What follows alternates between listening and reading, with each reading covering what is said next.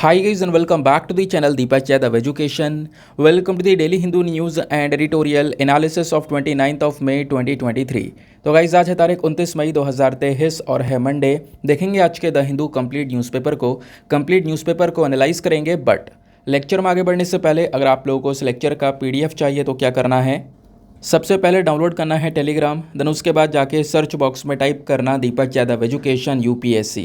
As you can see guys आप लोगों को ये वाला चैनल मिल जाएगा, इस पर क्लिक करना और जाकर इस चैनल को ज्वाइन कर लेना। ज्वाइन करने से फ़ायदा क्या होगा, यहाँ पर डेली बेसिस पर लेक्चर का पीडीएफ मिल जाता है, डेली करंट अफेयर के वीडियो का पीडीएफ मिल जाता है और डेली बेसिस पर बहुत सारे डिजिटल नोट्स मिल जाते हैं। नाउ बढ़ते हैं आगे बढ़ने से पहले हमेशा की तरह हम लोग अपने लेक्चर को एक मैप के क्वेश्चन के साथ स्टार्ट करेंगे। तो आज आप सभी लोगों को मैप में जाकर देखना है सोन घड़ियाल वाइल्ड लाइफ सेंचुरी को कहाँ पर है ये एग्जैक्टली लोकेटेड, इसको अच्छे से मैप में देखना। देन उसके बाद आकर नीचे कमेंट सेक्शन में टाइप करना जिससे कि आप लोग इसको लंबे समय तक याद रख पाओगे। साथ ही साथ एक क्वेश्चन सॉल्व करेंगे जो कि यूपीएससी प्रीवियस ईयर साल 2010 के प्रीलिम्स में पूछा गया था। डेली बेसिस पर हम लोग यहाँ पर एक प्रीवियस ईयर क्वेश्चन को भी सॉल्व करते हैं। क्वेश्चन क्या बोलता है, which one of the following is not related to United Nations. कौन सी ऐसी बॉडी है जो कि यूनाइटेड नेशन से रिलेटेड नहीं है।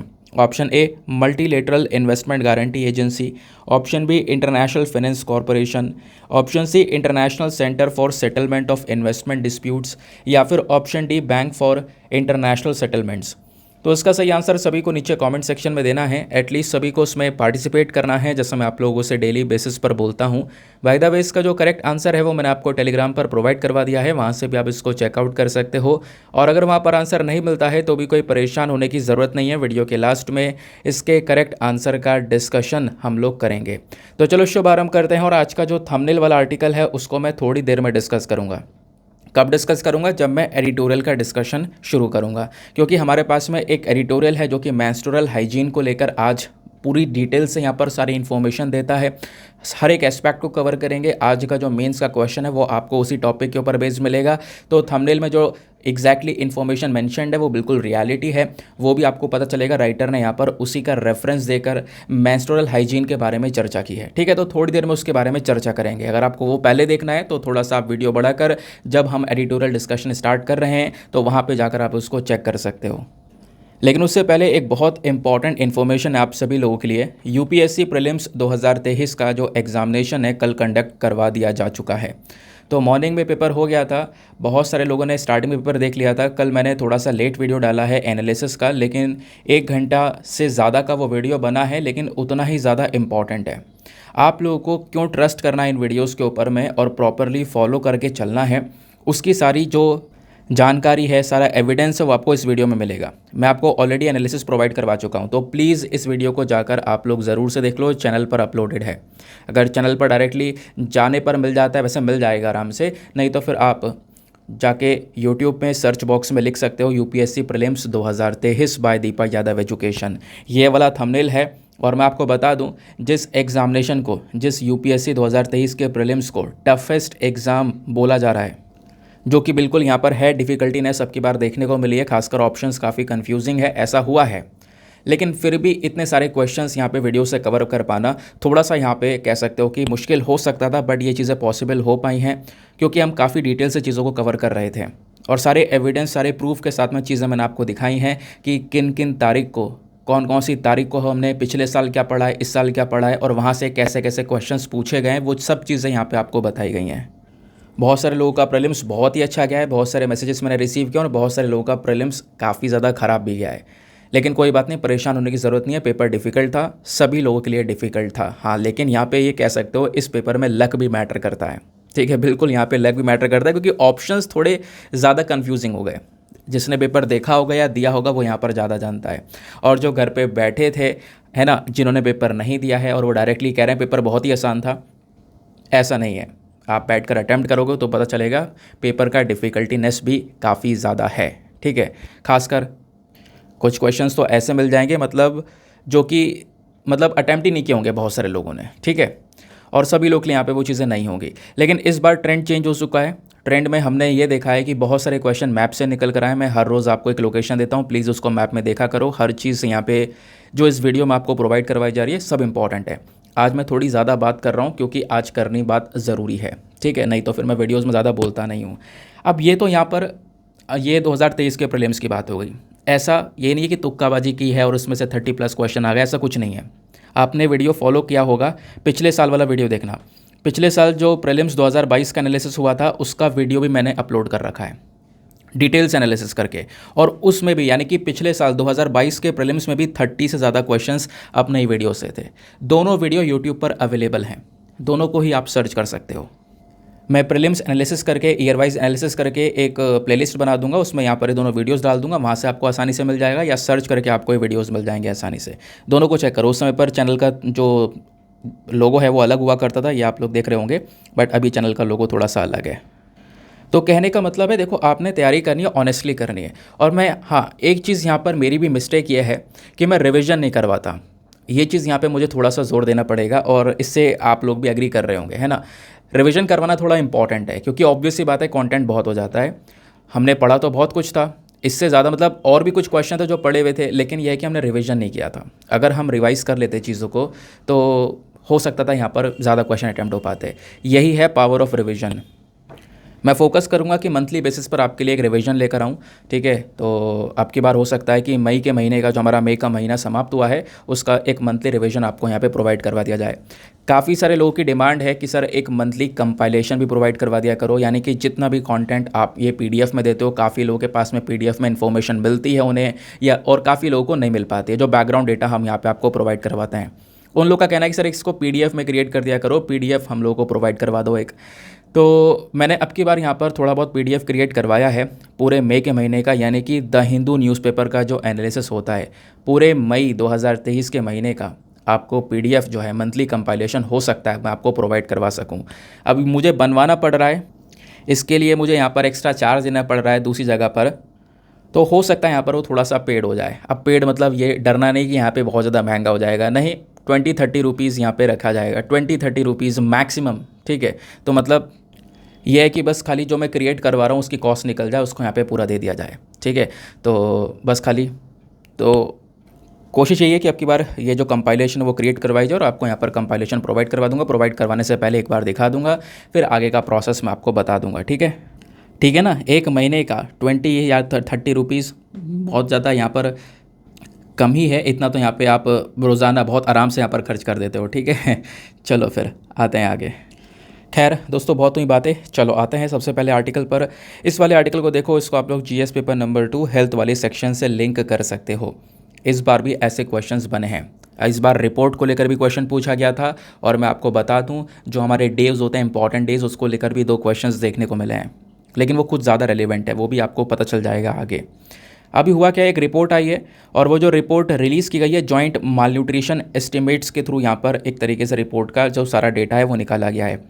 उस डेटा में बोला गया कि भारत के अंदर में हमने देखा है पिछले कुछ समय में जो स्टंटिंग है वो तो कम हुई है, बच्चों में जो स्टंटिंग है वो कम हुई है, लेकिन चाइल्ड वेस्टिंग और ओबेसिटी ये दोनों चीज़ें बढ़ती हुई नजर आई, और ये चिंता वाला विषय बन चुका है। अब ये स्टंटिंग, वेस्टिंग, ओबेसिटी मतलब क्या होता है, सब कुछ आपको समझाऊंगा। जैसे ओबेसिटी मतलब तो आप सिंपल से समझ गए होंगे, मोटापा। तो बच्चों में मोटापा जो है एक चिंता वाला विषय बना हुआ है, और वेस्टिंग भी यहाँ पर बना हुआ है विषय, लेकिन स्टंटिंग जो है पिछले कुछ सालों में कम हुआ है। इसको लेकर यहाँ पर ये सारा का सारा जो डेटा है वो प्रोवाइड किया गया है। एक एक करके सारी इन्फॉर्मेशन को हम लोग एकदम नोट्स के फॉर्म में डिस्कस करेंगे, जैसा आप स्क्रीन पर नीचे देख पा रहे होंगे। तो इस आर्टिकल का एग्जैक्ट कॉन्टेक्स्ट क्या है, न्यूज़ में क्यों है, न्यूज़ में इसलिए है क्योंकि यूनिसेफ मतलब यूनाइटेड नेशन चिल्ड्रंस फंड, उसके बाद WHO world health organization, world bank, इन तीनों ने मिलकर एक रिपोर्ट रिलीज़ की है। उस रिपोर्ट का टाइटल है levels and trends in child mall nutrition, ठीक है, या फिर कह सकते हो जॉइंट चाइल्ड माल न्यूट्रिशन एस्टिमेशन। यानी कि माल न्यूट्रिशन मतलब क्या होता है, कुपोषण। जब एक व्यक्ति को अच्छा पोषण भरपूर एक ऐसा खाना ना मिल पाए, एक न्यूट्रिशियस फूड ना मिल पाए, तो बॉडी के अंदर कुपोषण होना स्टार्ट हो जाता है। माल न्यूट्रिशन यहाँ पर उसको बोलते हैं हम, ठीक है। तो ये जो रिपोर्ट है ये आई है, और इस रिपोर्ट ने यहाँ पर बोला है कि साल 2020 में 18.7% जो इंडियन चिल्ड्रन है, भारत के जो बच्चे हैं, वो कहीं ना कहीं चाइल्ड वेस्टिंग से अफेक्ट हो रहे थे। क्यों? क्योंकि उनको अच्छा खाना नहीं मिल पा रहा था। खाना मिल गया, नॉर्मल तरीक़ा से नॉर्मल खाना मिल गया यहाँ पर, लेकिन एक अच्छा खाना वो होता है जिसमें सारे न्यूट्रिशंस हों, सारा पोषण हो। तो उनका न्यूट्रिएंट इंटेक काफ़ी कम था, जिसकी वजह से यहाँ पर एक कुपोषण हुआ है। तो ऐसे बच्चों की संख्या काफ़ी ज़्यादा है, ये इस रिपोर्ट ने बताया। अब ये रिपोर्ट है जॉइंट माल न्यूट्रिशन एस्टिमेट। ये क्या है, इसके बारे में थोड़ा सा डिस्कस कर लेते हैं। ये एक ग्रुप है, इस ग्रुप को 2011 में बनाया गया था ताकि क्या किया जा सके, जो चाइल्ड माल न्यूट्रिशन है इसका जो एस्टिमेशन है वो हम लोग लेकर आ सकें कि किस लेवल पर चाइल्ड माल न्यूट्रिशन नज़र आ रहा है। क्योंकि हमारे पास में जब डेटा होगा तो उस डेटा के हिसाब से हम उसको ठीक कर पाएंगे। तो हर साल यहाँ पर ये डेटा लाएगा किसको लेकर, चाइल्ड स्टंटिंग को लेकर, ओवरवेट को लेकर, अंडरवेट को लेकर और वेस्टिंग को लेकर। अब पहले हम लोग यहाँ पे आगे बढ़ने से पहले चीज़ों को समझेंगे कि चाइल्ड स्टंटिंग, वेस्टिंग, ओवरवेट, ये सारी चीज़ें मतलब क्या होता है। ठीक है, माल न्यूट्रिशन क्या होता है ये तो आप समझ गए। माल न्यूट्रिशन मतलब क्या होता है कि आपका जो फूड है उसमें न्यूट्रिएंट्स की कमी है, ठीक है, पोषण की कमी है, इस जिसकी वजह से कुपोषण यहाँ पे बच्चों में देखने को मिलता है। अब ये जो टर्म है माल न्यूट्रिशन, इसको थोड़ा और बड़ा कर दिया गया है। इसमें एक अंडर न्यूट्रिशन भी है प्लस स्टंटिंग। चाइल्ड स्टंटिंग मतलब क्या होता है, स्टंटिंग मतलब ये होता है कि जब बच्चे की जो एज होती है, एज के हिसाब से उसकी जो हाइट है वो बहुत कम होती है, तो वो कहलाती है चाइल्ड स्टंटिंग। वेस्टिंग में क्या होता है, उस बच्चे की जो हाइट है, हाइट के हिसाब से जो उसका वज़न है वो बहुत ज़्यादा कम होता है। और अंडरवेट ऑब्वियस सी बात है, एज के हिसाब से यहाँ पर उसका जो वज़न बहुत ही ज़्यादा डाउन है, बहुत पतला सा है, ठीक है। और ओवरवेट यानी एज के हिसाब से, उसकी उम्र के हिसाब से उसका वज़न बहुत ज़्यादा है। क्लियर हो गया। तो ये आपने चारों कॉन्सेप्ट ध्यान रखना है। अब मैं आगे स्टंटिंग बोलूँगा तो मतलब उम्र के हिसाब से हाइट कम होना बच्चे की, वेस्टिंग बोलूँगा तो मतलब हाइट के हिसाब से उसका वज़न कम होना, ठीक है। अब यहाँ पे आपको एक अच्छे से जो क्लैरिटी है वो मिल जाएगी। तो ये जो रिपोर्ट आई है, इस रिपोर्ट की मेन फाइंडिंग्स क्या है उसको डिस्कस करते हैं। पहला, इन्होंने चाइल्ड वेस्टिंग के बारे में सब कुछ समझाया है। इन्होंने यहाँ पर ये बोला है कि इंडिया में जितने भी यहाँ पे लोग हैं, इंडिया में मतलब बच्चे हैं, दुनिया भर में बहुत सारे बच्चे हैं, तो दुनिया में भी जितने भी बच्चे आपको देखने को मिलेंगे वहाँ पे आधे बच्चे भारत में ऐसे हैं जो कि चाइल्ड वेस्टिंग से सफ़र कर रहे हैं।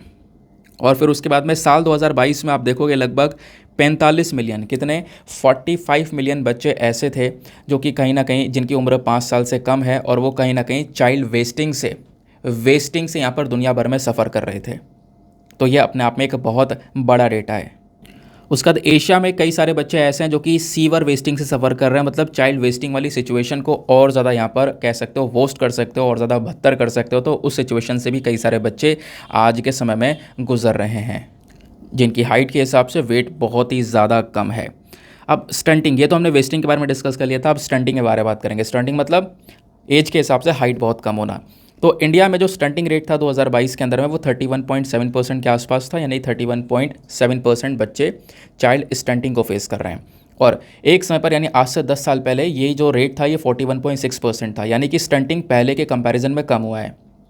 यही तो आर्टिकल में बोला गया है कि इंडिया ने स्टंटिंग को रिड्यूस होते हुए देखा, लेकिन वेस्टिंग ओबेसिटी अभी भी बना हुआ है एक चिंता का विषय, ठीक है। तो यहाँ पे बोला गया कि साल 2022 में आप देखोगे तो कई सारे बच्चे हैं, लगभग 148.1 मिलियन आपको चिल्ड्रन देखने को मिलेंगे जिनकी उम्र 5 साल से कम है। ये दुनिया भर में बच्चे ऐसे हैं जो कि कहीं ना कहीं स्टंटिंग से सफ़र कर रहे हैं 2022 में। ये इंडिया का डेटा नहीं है, ये दुनिया भर का डेटा है। इंडिया में कह सकते हो कि 2022 में 31.7% बच्चे आपको इस प्रकार से इस कंडीशन से जूझते हुए नजर आएंगे। और यहाँ पे आप कह सकते हो नियरली जितने भी बच्चे हैं ये जो एशिया के अंदर में अफेक्टेड हैं, अफ्रीका में अफेक्टेड हैं, इनकी संख्या थोड़ी ज़्यादा है। मतलब दुनिया भर में जितने भी बच्चों को ये चाइल्ड स्टंटिंग हुआ है ना, इसमें से 52% बच्चे केवल एशिया और अफ्रीका से निकल कर आ रहे हैं। तो चाइल्ड वेस्टिंग स्टंटिंग को लेकर रिपोर्ट क्या बोलती है ये समझ में आया। अब बात है यहाँ पर ओवरवेट को लेकर, वज़न ज़्यादा होने को लेकर। तो 37 मिलियन के आसपास बच्चे ऐसे हैं जिनकी उम्र 5 साल से कम है और कहीं ना कहीं वो ओवरवेट हैं दुनिया भर में। ओवरवेट यानी कि उनका वज़न ज़्यादा है। और कहीं ना कहीं आप देखोगे ये सिचुएशन अगर हम लोग साल 2000 से देखें, यानी कि सन 2000 से अभी देखोगे तो ये सिचुएशन बहुत ज़्यादा बढ़ चुकी है। 4 मिलियन जो बच्चे हैं वो इस कंडीशन में और आ चुके हैं। तो इंडिया में ओवरवेट परसेंटेज अगर हम भारत का देखें तो ये भी बड़ा है। साल 2012 में ये परसेंटेज 2.2% का था, जबकि 2022 में ये 2.8% का हो चुका है। तो बच्चे का वज़न भी काफ़ी ज़्यादा नज़र आ रहा है। अब इसको लेकर रिपोर्ट ने अपने रिकमेंडेशंस दिए हैं कि हमें क्या करना चाहिए। देखो हमें क्या करना चाहिए, जो भी बच्चा सीवर वेस्टिंग से सफ़र कर रहा है, जिसकी जो वेट है वो बहुत ही ज़्यादा कम है, उसके हाइट के हिसाब से बहुत बुरी कंडीशन है उसकी, अगर इस सिचुएशन से वो सफ़र कर रहा है तो तुरंत ही हमें यहाँ पर उसको ट्रीटमेंट, एक केयर देना होगा ताकि वो आगे सर्वाइव कर सके, बच सके। थोड़े इंटेंसिवली हमें एफ़र्ट्स को लेकर आना पड़ेगा, थोड़े इंटेंसिव एफ़र्ट्स की ज़रूरत है, क्योंकि अगर दुनिया को यहाँ पे ये सिचुएशन को कंट्रोल करना है तो, ऐसे जो बच्चों की संख्या है वो कम करनी है तो, क्योंकि हमने मेन फोकस ये रखा है कि साल 2030 तक दुनिया भर में जो बच्चे स्टंटिंग से सफ़र कर रहे हैं उनको कम करके, मतलब 89 मिलियन से हम लोग यहाँ पे कम कर सकते हैं, रिड्यूस कर सकते हैं, ठीक है, कम करके यहाँ पे पहुँचा सकते हैं, क्योंकि अभी इनकी संख्या ज़्यादा है। तो हम क्या कर सकते हैं, 89 मिलियन तक यहाँ पर बच्चों तक ये डेटा पहुँचा सकते हैं। अभी मतलब 140 मिलियन से ज़्यादा बच्चों को स्टंटिंग हुआ है दुनिया भर में, समझ गए। आगे आते हैं उसके बाद में एक रिकमेंडेशन और दिया है कि भाई रेगुलर आपने डेटा कलेक्ट करना होगा। रेगुलर डेटा कलेक्ट करो, हर एक देश को एनालाइज करो, मॉनिटर करो सिचुएशन क्या हो रही है, क्योंकि आपके पास में स्पेशल डेटा होगा इस पर्टिकुलर सिनेरियो को लेकर तो आप एक अच्छा कदम उठा पाओगे। अगर डेटा ही नहीं है, पता ही नहीं है भाई कितने लोग सफ़र कर रहे हैं, कितने लोग हैं, कितने लोग नहीं हैं, तो फिर उसके बाद में आप कुछ नहीं कर सकते। आपके पास में डेटा है तभी आप पॉलिसी लेकर आ पाओगे, और उसके लिए आपने रेगुलर तरीके से डेटा का कलेक्शन करना है, प्लस प्रॉपरली ध्यान देना है, देश को एनालाइज करना है, तब जाके हम थोड़ा बहुत प्रोग्रेस कर सकते हैं। तो रिपोर्ट के ये कुछ रिकमेंडेशंस हैं। आई होप आपको यहाँ पे काफ़ी अच्छे से ये बातें क्लियर हो चुकी हैं। ध्यान क्या क्या रखना है, सबसे पहली चीज़, ये जो रिपोर्ट है ये इसको कौन रिलीज़ करता है, तो यूनिसेफ, WHO, वर्ल्ड बैंक, ये सब मिलकर इसको रिलीज़ करते हैं, ध्यान रखना। चलो आते हैं अगले आर्टिकल पर। नाउ नेक्स्ट आर्टिकल आपको ये देखने को मिलेगा, सब आज डिजीज़ से रिलेटेड ही हैं, ठीक है। ये वाला डेंगू से रिलेटेड है। अब मैं आपको बता दूं, यूपीएससी ने कल यानी कि 2023 के प्रीलिम्स में भी एक क्वेश्चन पूछा था, वोल्बाचिया मेथड। मैंने आपको 85 बार वोल्बाचिया मेथड पढ़ा रखा है। काफ़ी सारे लोगों ने क्वेश्चन सही किया है, बहुत से लोगों ने नहीं पढ़ा था, उनको नया नया लग रहा था, कह रहा था अरे ये क्या आ गया वोल्बाचिया मेथड, बट ये हमने पढ़ रखा था। आज मैं आपको वो दिखाऊंगा भी हमने कहाँ पढ़ा है, ठीक है। तो ये जो आर्टिकल आपको दिख रहा है यहाँ पे क्या मेंशन किया जा रहा है, डेंगू बीमारी के बारे में डिस्कशन किया जा रहा है। देखो साल 2001 वो था जब इंडिया में कुछ 8 राज्य हुआ करते थे जहाँ पर डेंगू की बीमारी थी, बट आज 2023 में अगर हम देखें तो पूरे देश में डेंगू फैल चुका है। डेंगू का इन्फेक्शन पूरे देश में धीरे धीरे करके हो रहा है। ये न्यूज़ इसलिए आई है क्योंकि लद्दाख में भी ये इन्फेक्शन पहुँच चुका है। लद्दाख में अभी पिछले कुछ समय पर 2 केसेस डेंगू के देखने को मिले हैं, ठीक है। तो पूरे देश भर में डेंगू फैल गया है और इसकी वजह से कहीं ना कहीं प्रॉब्लम्स भी बढ़ गई हैं। इवन यहाँ पे एक ये बोला जा रहा है कि जैसे जैसे हमारे देश में साउथ वेस्ट मानसून आता है, बारिशें आती हैं, तो बारिश के साथ साथ कई सारी जो बीमारियाँ हैं वो भी बढ़ जाती हैं, जिसमें मलेरिया, डेंगू और जीका वायरस जैसी जो बीमारियाँ हैं वो फैलती भी चली जाती हैं। ऐसा खुद ICMR ने मेंशन किया है। अगर हम पिछले 20 साल को देखें तो कहीं ना कहीं जो डेंगू की ग्रोथ है वो काफ़ी ज़्यादा हुई है।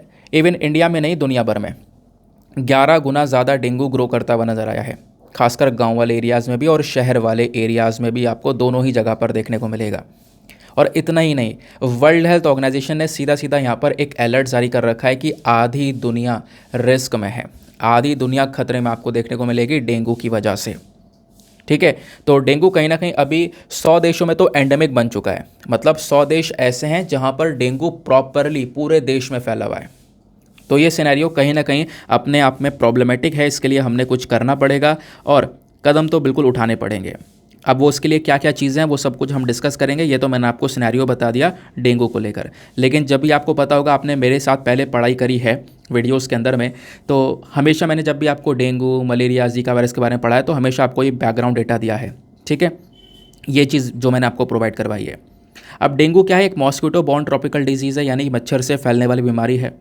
और वो जो मच्छर है वो डेंगू वायरस को फैलाता है, जिसको हम लोग चेनिस फ्लेवी वायरस के नाम से भी जानते हैं। अब ये जो मच्छर है वो कौन सा मच्छर है जो डेंगू को फैलाता है, वो है एडिस एजिप्टी, याद होगा।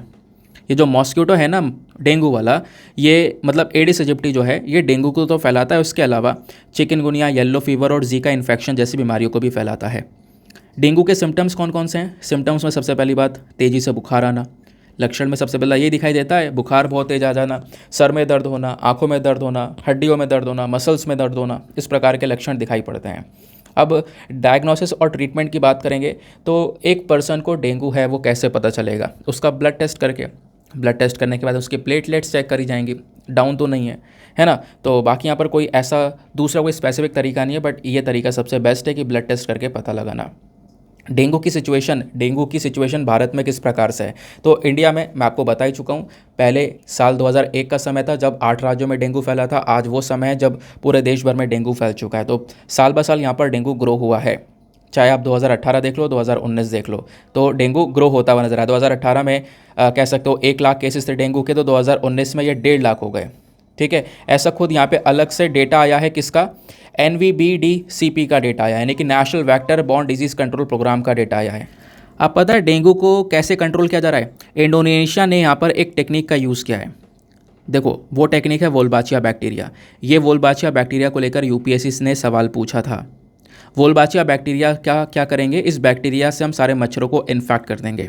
तो वोल्बाचिया बैक्टीरिया मेथड में क्या होता है कि जो साइंटिस्ट होते हैं वो क्या करते हैं, कुछ मच्छरों के अंदर में ये वोल्बाचिया बैक्टीरिया डाल देते हैं, उनको इस बैक्टीरिया से इन्फेक्ट कर देते हैं और उन मच्छरों को एक शहर में छोड़ देते हैं।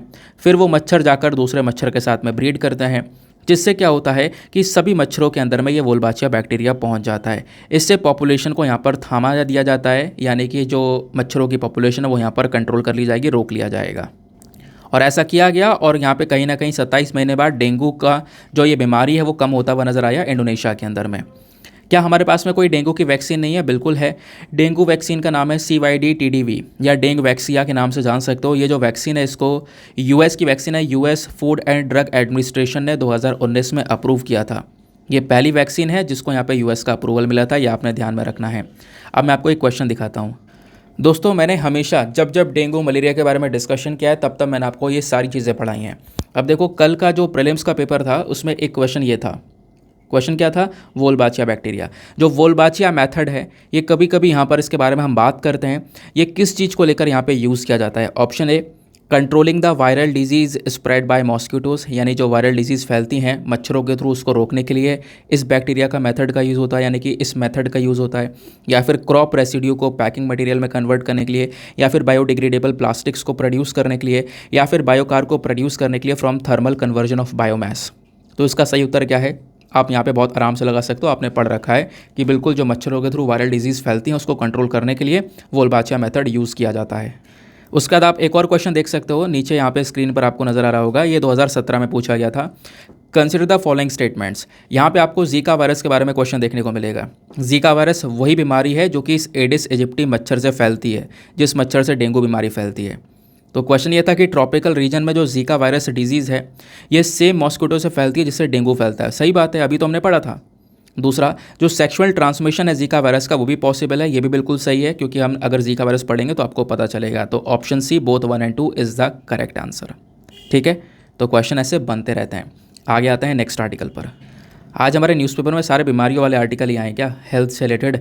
एक और आर्टिकल उसी प्रकार का है। यहाँ पे क्या है, दिल्ली हाई कोर्ट ने यहाँ पर एक पैनल बना लिया है ताकि जो सेंटर की रेयर डिजीज़ पॉलिसी है उसको अच्छे से लागू किया जा सके। उसको लागू करने के लिए इस प्रकार का जो पैनल है वो तैयार किया गया। दिल्ली हाई कोर्ट पहले कई बार क्वेश्चन उठा चुका है इस पॉलिसी को लेकर। देखो रेयर डिजीज़ पॉलिसी नाम से पता चल रहा है कई सारी बीमारियाँ फैल रही हैं दुनिया भर में, इंडिया में भी कई सारी बीमारियाँ हैं। उनमें से कुछ बीमारियाँ ऐसी होती हैं जो रेयर डिजीज़ होती हैं। रेयर डिजीज़ मतलब बहुत मुश्किल से ही फैलती हैं, बहुत खतरनाक बीमारियाँ होती हैं, बहुत कम लोगों में वो नज़र आती हैं और उनका ट्रीटमेंट बहुत महंगा होता है, बहुत ज़्यादा महंगा होता है। जैसे फॉर एग्जांपल यहाँ पर हीमोफीलिया। हीमोफीलिया में क्या होता है कि बॉडी में अगर कट लग जाए तो उससे जो खून है वो बहता ही रहता है। ब्लड क्लॉटिंग यहाँ पे हो नहीं पाती है, बॉडी में खून रुक नहीं पाता। अगर छोटा सा भी कट लग जाता है तो सारा खून यहाँ पे बॉडी से निकल जाता है। उसकी दवाई लगभग मैंने आपको बताया था ना, कई करोड़ रुपए की यहाँ पर एक डोज मिलती है। इसके बारे में पढ़ा रखा है, वो भी क्या एक रेयर डिजीज़ है। समझ गए? तो इस प्रकार की बीमारियां भी कई लोगों में देखने को मिलती हैं। तो ऐसी बीमारी को ठीक करने के लिए सरकार ने एक पॉलिसी चलाई है, centre rare disease policy. But पिछले सालों में हमने ये देखा है ये पॉलिसी सही से काम नहीं कर पा रही है। बार बार दिल्ली हाई कोर्ट को बीच में आना पड़ा है, इन्हें टोकना पड़ा है कि भाई ये पॉलिसीज़ आप इम्प्लीमेंट क्यों नहीं कर रहे हो। तो इस बार दिल्ली हाई कोर्ट ने बोला है, मतलब कि ये पैनल बना चुके हैं ताकि इस पॉलिसी को अच्छे से इम्प्लीमेंट किया जा सके। हमेशा दिक्कत ये रही है कि इस पॉलिसी को लागू करने के पीछे की प्रॉब्लम है लैक ऑफ फंडिंग। करोड़ों रुपया चाहिए लोगों की एक एक इंसान की बीमारी को ठीक करने के लिए, तो लेकिन प्रॉपर पीछे फंडिंग नहीं है। उसके लिए यहाँ पे क्या होता है, ये जो सरकार है वो यहाँ पर क्राउड फंडिंग यानी डोनेशंस वगैरह इकट्ठा करती है। सरकार यहाँ पे डोनेशंस कलेक्ट करती है कि अगर डोनेशन आता है तो ऑब्वियस सी बात है यहाँ पर इस रेयर डिजीज़ का ट्रीटमेंट किया जाएगा। ठीक है, अभी मैं आपको डिटेल से बताऊंगा इसके बारे में कि डोनेशन किस प्रकार से किया जाता है। अब कोर्ट ने यानी दिल्ली हाई कोर्ट ने ऑर्डर दिया है किस चीज़ को लेकर कि देखो जो पैनल सेटअप किया जाएगा वो पैनल क्या करेगा, जो थेरेपीज़ होती हैं या फिर ड्रग्स हैं यानी दवाइयाँ हैं, है ना, उन दवाइयों को यहाँ पे ख़रीदने का काम करेगा, थेरेपीज़ यहाँ पे करवाने का काम करेगा, ऐसा यहाँ पर बोला जा रहा है। मेन मकसद यहाँ पर यही है कि हम लोग क्या कर सकें, जो ये खासकर रेयर डिजीज़ वाले पेशेंट्स हैं इनका ध्यान रखा जा सके। क्योंकि ये जो रेयर डिजीज़ वाले पेशेंट्स हैं ना, ये कोर्ट में चले गए थे, अपना पेटिशन जारी कर दिया था इन्होंने और बोला था कि देखो ट्रीटमेंट प्रॉपरली नहीं मिल पा रहा है इस पॉलिसी के अंदर में।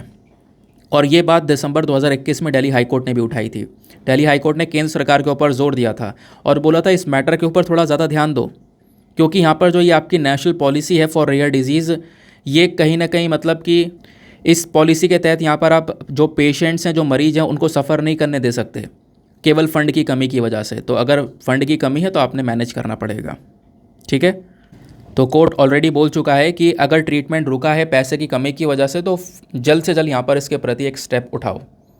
अब इसके अलावा, क्योंकि इस आर्टिकल से तो कुछ पूछा जाने वाला है नहीं, ये तो आपने न्यूज़ पढ़ ली है, इसके अलावा आपने थोड़ा सा स्टैटिक डेटा, बैकग्राउंड डेटा पढ़ना होगा कि आखिरकार national policy of rare disease क्या है। तो यहाँ पे अगर हम लोग बात करेंगे, हमारी ministry of health and family welfare ने इस national policy of rare disease को 2021 में लॉन्च किया था, ताकि जो यहाँ पर रेयर डिजीज़ वाले पेशेंट्स हैं उनको यहाँ पर ट्रीटमेंट दिया जा सके।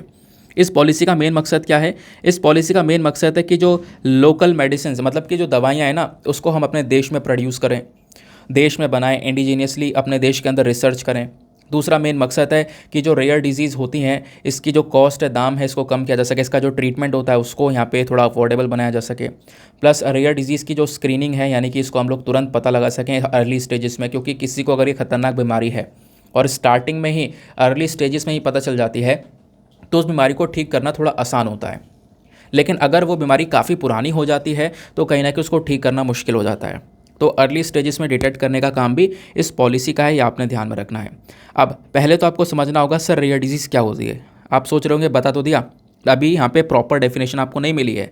यूपीएससी बहुत चालाक हो चुका है, आपसे यहाँ पर स्टेटमेंट लेकर क्वेश्चन पूछ रहा है, बहुत डीप आपने पढ़ना पड़ेगा। तो अब डायरेक्टली यहाँ पर बात आती है रेयर डिजीज़ की एग्जैक्टली क्या है। तो लगभग आप देखोगे 6000 से लेकर 8000 रेयर डिजीज़ आपको देखने को मिल जाती हैं, जिनमें से 5% से कम बीमारियों की ही जो ट्रीटमेंट वगैरह हैं वो अवेलेबल हैं। फॉर एग्जांपल यहाँ पे अगर रेयर डिजीज़ का एग्जांपल देना हो तो LSD, मतलब लाइसोसोमल स्टोरेज डिसऑर्डर, उसके बाद में पोम्पे डिजीज़, देन आगे cystic fibrosis, muscular dystrophy, spina bifida, haemophilia, जिसके बारे में मैंने आपको बताया। ये सारी बीमारियां वो हैं जो रेयर डिजीज़ की कैटेगरी में आती हैं। 95% रेयर डिजीज़ ऐसी हैं जिनका प्रॉपर ट्रीटमेंट आज के समय पर अवेलेबल नहीं है। लेकिन यहाँ पे आप देख पाओगे एक प्रॉब्लम और है कि अगर 10 पेशेंट हैं तो उसमें एक से भी कम पेशेंट्स को यहाँ पर ट्रीटमेंट मिल पा रहा है। जो रेयर डिजीज़ होती हैं इनमें 80% बीमारियां वो हैं जो कि जेनेटिक ओरिजिन होती हैं, यानी कि एक जीन के माध्यम से एक पर्सन को अगर बीमारी है तो उसके जीन से दूसरे पर्सन के जीन में फैलती हुई नज़र आ रही है, ठीक है। अब जो ये बीमारियां होती हैं ना, इनको अलग अलग प्रकार से डिफ़ाइन किया जाता है अलग अलग देशों में, कहीं पर कुछ और बोलते होंगे, इंडिया में यहाँ पर इनको रेयर डिजीज़ बोला गया है। इनके डेफिनेशन करने का तरीका अलग है। फॉर एग्जांपल कुछ देशों में बोला जाता है कि अगर 10,000 में से एक इंसान को बीमारी है तो रेयर डिजीज़ होगी। कुछ देशों में यहाँ पर इसकी डेफिनेशन है वो अलग है, वो बोलते हैं कि यहाँ पे 10,000 में से अगर 6% को बीमारी है तो वो रेयर डिजीज़ होगी। तो अपनी अपनी डेफिनेशंस आपको अलग देखने को मिल जाती हैं, समझ गए इस बात को। इंडिया में अगर हम बात करें तो लगभग 50 से लेकर 100 मिलियन के आसपास लोग ऐसे हैं, बिल्कुल इतने मात्रा में लोग हैं जो कि रेयर डिजीज़ या डिसऑर्डर से सफ़र कर रहे हैं। पॉलिसी रिपोर्ट का कहना है कि 80% इनमें से जो रेयर डिजीज़ कंडीशन वाले पेशेंट्स हैं वो यहाँ पर बच्चे हैं, क्योंकि बच्चों में भी जो स्पाइनल कॉर्ड वाली बीमारी आती है, रीढ़ की हड्डी यहाँ पर उनकी काम नहीं कर पाती या बैठ नहीं पाते हैं, वो भी एक रेयर डिजीज़ है और वो कहीं ना कहीं जानलेवा बीमारी है। उसके लिए भी यहाँ पे करोड़ों का इंजेक्शन लगता है। तो वो प्रॉब्लम भी आपको इंडिया में सबसे ज़्यादा देखने को मिलेगी। तो बच्चे सबसे ज़्यादा सफ़र कर रहे हैं इन रेयर डिजीज़ से। ये बात क्लियर हो गई और ये पॉलिसी आपको समझ में आ गई। 2021 में लॉन्च किया था, किसने लॉन्च किया था, इसका मेन मकसद क्या है, इस पॉलिसी के प्रोविजंस क्या हैं। देखो इस पॉलिसी ने अलग अलग ग्रुप बना रखे हैं, ग्रुप 1, ग्रुप 2, ग्रुप 3 करके यहाँ पे बना रखे हैं। अब ये कैसे हैं, यानी ग्रुप 1 में वो बीमारियाँ हैं जिनमें सिर्फ 1 टाइम ट्रीटमेंट चाहिए होता है, एक बार ठीक कर दिया, एक बार ट्रीटमेंट दे दिया, काम खत्म, सही हो गए वो। ग्रुप 2 में वो बीमारी यानी कि वो वाले मरीज आते हैं जिनको ज़िंदगी भर का ट्रीटमेंट चाहिए होता है, लाइफ लॉन्ग ट्रीटमेंट। उसके बाद में यहाँ पे ग्रुप 3 में वो लोग आते हैं अगेन जिनके लिए जो ऐसे मरीज होते हैं जिनको ऐसी बीमारी होती है कि उस बीमारी का जो ट्रीटमेंट है वो अवेलेबल है, लेकिन उसके लिए बहुत सारे जो चैलेंजेस है वो यहाँ पर देखने को मिल जाते हैं। उस ट्रीटमेंट का जो कॉस्ट है वो बहुत ज़्यादा है और ज़िंदगी भर यहाँ पर उसकी थेरेपी चलेगी, जाँच चलेगी। ऐसी बीमारियाँ भी आपको देखने को मिलती हैं जो ग्रुप 3 में आती हैं। तो ग्रुप 1, ग्रुप 2, ग्रुप 3 इस प्रकार से यहाँ पर इनको बांटा गया है। अब सपोज़ बात यह है कि इतना महंगा करोड़ों में यहाँ पर इलाज हो रहा है तो फाइनेंशियल सपोर्ट कौन करेगा। तो इसके लिए यहाँ पे बोला गया जो ग्रुप 1 में लोग आते हैं ना, उनको यहाँ पर 20 लाख रुपए का फाइनेंशियल सपोर्ट मिलता है अंडर द स्कीम ऑफ राष्ट्रीय आरोग्य निधि। राष्ट्रीय आरोग्य निधि के तहत 20 लाख रुपए उनको फाइनेंशियली सपोर्टिव तौर पर दिए जाते हैं किन लोगों को, जो कि ग्रुप 1 में आते हैं, जिनको वन टाइम ट्रीटमेंट चाहिए, केवल एक बार का ट्रीटमेंट होता है। और राष्ट्रीय आरोग्य निधि यहाँ पर क्या करता है, इस प्रकार के फाइनेंशियल असिस्टेंस और भी लोगों को प्रोवाइड करवाता है, काफ़ी मरीजों को जो गरीबी की रेखा से नीचे हैं, जिनको यहाँ पे जानलेवा बीमारी है, उन सबको यहाँ पर यह हेल्प करने का काम करता है। ये वाला जो मतलब योजना है, आप उसको कह सकते हो, स्कीम कह सकते हो, ठीक है। उसके अलावा यहाँ पे बाकी और लोग बचे हैं, ग्रुप 2 वाले लोग हैं, उनके लिए यहाँ पर ऑल्टरनेटिव फंडिंग की जाती है। मतलब आप डोनेट कर सकते हो, क्राउड फंडिंग। एक डिजिटल प्लेटफॉर्म बनाया गया है, उस डिजिटल प्लेटफॉर्म में यहाँ पर डोनेशन किया जा सकता है, ठीक है। अब लोग यहाँ पे डोनेट करेंगे, जिससे वो पैसा जो इकट्ठा होगा उसके लिए यहाँ पे इन रेयर डिजीज़ वाले जो पेशेंट्स हैं, जो मरीज़ हैं, उनके ऊपर खर्चा जाएगा। उसके अलावा यहाँ पर इसकी एक और प्रोविज़न है, वो है सेंटर ऑफ एक्सीलेंस। मतलब इस पॉलिसी का मेन मकसद है कि जो टर्शरी हेल्थ केयर फैसिलिटीज़ हैं उनको मजबूत किया जाए। अब जब भी हम लोग हेल्थ केयर फैसिलिटीज़ की बात करते हैं तो होता है प्राइमरी, सेकेंडरी और टर्शरी। प्राइमरी मतलब जो आपके घर के आसपास अवेलेबल होते हैं, जहाँ पे छोटी मोटी अगर आपको बुखार है, जुकाम है, तो आप जाकर ठीक करवा लेते हो, ठीक है, दवाइयाँ लेकर। सेकेंडरी थोड़ा एडवांस लेवल की बीमारी का ट्रीटमेंट होता है। टर्शरी और एडवांस लेवल की यहाँ पर बीमारियों का ट्रीटमेंट किया जाता है, ठीक है। तो यहाँ पे बोला जा रहा है कि हमारी जो पॉलिसी है, यानी सेंटर ऑफ एक्सीलेंस जो है, इसका मेन मकसद है टर्शरी हेल्थ केयर फैसिलिटीज़ को बढ़ाना, कुछ ऐसी बीमारियाँ, कैंसर जैसी बीमारियों को यहाँ पर जो ठीक करने वाली फैसिलिटीज़ हैं उनको यहाँ पर इम्प्रूव करना। तो ये आपको क्लियर हो गया, ठीक है। उसके लिए जो सेंटर ऑफ एक्सीलेंस है, इन्होंने बोला है कि हम one time financial support provide करवाएंगे हॉस्पिटल्स को, डायग्नोस्टिक फैसिलिटीज़ को लगभग 5 करोड़ रुपए का अपग्रेडेशन दिया जाएगा। 5 करोड़ रुपये से यहाँ पर वो अपनी फैसिलिटीज़ को अपग्रेड कर सकते हैं। इसके लिए भी यहाँ पर ये काम किया जा रहा है। आई होप आपको यहाँ पर ये सारी चीज़ें क्लियर हो चुकी हैं। रेयर डिजीज़ क्या है वो हम ऑलरेडी डिस्कस कर चुके हैं। तो काफ़ी कुछ था इस आर्टिकल में, छोटी छोटी इन्फॉर्मेशन है जो आपसे पूछी जाती है, बट ध्यान रखना। आगे आते हैं नेक्स्ट आर्टिकल पर। ना दोस्तों, अगले आर्टिकल पर बढ़ने से पहले मेक श्योर करना वीडियो पे जो लाइक का बटन है उसको प्रेस कर देना। एक छोटा सा टारगेट है हमारा 5K प्लस लाइक्स का, जिसको आप अचीव करवा सकते हो। साथ ही साथ में मेरे साथ में इंस्टाग्राम पे कनेक्ट कर सकते हो। इंस्टाग्राम पे जाना, सर्च बॉक्स में लिखना दीपक यादव एजुकेशन, आपको ये प्रोफाइल मिलेगा जहाँ पे 12,000 से ज़्यादा लोग मेरे साथ में ऑलरेडी जुड़ चुके हैं। आप भी मेरे साथ में पर्सनली जुड़ सकते हो। देखो दोस्तों, आजकल ना वीडियो थोड़ा सा लेट आ रहा है यार, मतलब आज तो लेट हो गया, कल मतलब मैं सो ही नहीं पाया था, तो थोड़ा सा सुबह मैं सो गया, तो इस चक्कर में थोड़ा सा लेट हो गया। मतलब काम में बिजी था, तो मतलब वीडियो ही आपका कल रात में 10 बजे तक अपलोड हो पाया था एनालिसिस वाला, फिर उसका थोड़ा काम में लग गया। इस चक्कर में आज हमारा मॉर्निंग का इंडियन एक्सप्रेस वाला वीडियो भी नहीं आ पाया, लेकिन कोई बात नहीं, कल से कंटिन्यू करेंगे, सारी चीज़ें नॉर्मल तरीके से चलाने की कोशिश करेंगे। कोशिश रहेगी कि द हिंदू का वीडियो मैं आपको मॉर्निंग में 8:30 तक प्रोवाइड करवा सकूँ। 8:30 से पहले पहले 8 तक भी कोशिश रहेगी कि मैं प्रोवाइड करवा सकूँ, ठीक है। नेक्स्ट आर्टिकल पर आते हैं। अब यहाँ पर हम आए हैं वर्ल्ड पेज पर। वर्ल्ड पेज पर कुछ खास नहीं है, लेकिन एक अवार्ड के बारे में डिस्कशन किया जा रहा है। अवार्ड को लेकर इस बार क्वेश्चन पूछ लिया गया था, और अगेन इस बार हमें फिर स्पोर्ट्स के 2-3 क्वेश्चन नज़र आए हैं। मेजर ध्यानचंद अवार्ड करके, यहाँ पे आपको पता होगा द्रोणाचार्य अवार्ड करके, इस प्रकार के क्वेश्चन पूछे गए थे, और मैंने ये टॉपिक भी डिस्कस किया था, बट मैंने वो आपको कल वीडियो में बताया नहीं है। लेकिन यहाँ पे जो आर्टिकल आया है, एक न्यूज़ में है, एक अवार्ड न्यूज़ में, जिसका नाम है पाम डी ओर अवार्ड। अब आई डोंट नो कैसे यहाँ पे इसको प्रोनाउंस करें, बट पाम डे और अवार्ड करके यहाँ पर इसको देख सकते हो। तो अभी इस अवार्ड में कह सकते हो कि जो थर्ड वेमेन है, ये आप वो देख पा रही होंगी, इनका नाम है जस्टिन ट्राइट। जस्टिन ट्राइट जो है, ये इकलौती तीसरी महिला बनी है जो कि इस अवार्ड को जीती हैं। कहाँ पर? केन्स में, ठीक है। जो केन्स फेस्टिवल होता है उसमें यहाँ पर ये जीती हैं। केन्स बेसिकली एक फिल्म फेस्टिवल है जो कि फ्रांस में अब की बार किया गया है, और कल के दिन नहीं, सैटरडे वाले दिन यहाँ पे कह सकते हो कि इन्होंने जो है इस अवार्ड को जीता है। इस वजह से ये न्यूज़ में है। तो वनडे एग्जामिनेशन जो होता है वहाँ पे तो आपसे डायरेक्टली नाम पूछ लिया जाएगा कि हाँ, इस अवार्ड को जीतने वाली थर्ड ओनली वेमेन कौन है, तो यहाँ पर जस्टिन ट्राइट हैं, इनके बारे में इन्फॉर्मेशन दी गई है। लेकिन जब यूपीएससी की बात करते हैं तो वो आपसे डिटेलिंग पूछता है, वो आपको से इस अवार्ड के बारे में पूछेगा कि ये पाम डे और अवार्ड क्या है। तो चलो इस अवार्ड के बारे में जान लेते हैं। ये जो अवार्ड है, पाम डे और को ट्रांसलेट कर सकते हैं द गोल्डन पाम, इसको बोला जाएगा द गोल्डन पाम, ठीक है। तो पहला जो केन फेस्टिवल हुआ था ना, पहला जो केन्स फेस्टिवल, वो 1939 में हुआ था, और उसके बाद में दूसरा होने में डिले हो गया था। वर्ल्ड वॉर 2 की वजह से ये डिले पे डिले होता हुआ चला गया। तो 1946 में दूसरा होता है। तो 1946 में जो टॉप प्राइज़ था उसको यहाँ पे बोला गया था grand prix du festival, international du film festival, ठीक है। ये भी यहाँ पर एक फ़िल्म को दिया गया था। और उसके बाद में अगर हम लोग बात करें, क्या कोई भारत की फ़िल्म है जिसको ये अवार्ड मिला है? हाँ, मिला है। तो चेतन आनंद की फ़िल्म यहाँ पर है नीच नगर। ये ओनली इंडियन फिल्म आपको देखने को मिलेगी जिसको यहाँ पर ये वाला अवार्ड दिया गया है। हालांकि यहाँ पर ये मूवी अभी मतलब इंडिया में रिलीज़ नहीं हुई है, ऐसा यहाँ पर मेंशन किया गया है। पहले मतलब इंडिया में रिलीज़ नहीं हुई थी, बट इस फिल्म को जो है ये अवार्ड मिला है। फिर उसके बाद में बोला जा रहा है कि ये जो अवार्ड है ना, ये काफ़ी प्रेस्टिजियस माना जाता है फिल्म इंडस्ट्री के लिए। पाम डे और इसका नाम है, इसको फिल्म इंडस्ट्री का सबसे महत्वपूर्ण अवार्ड माना जाता है।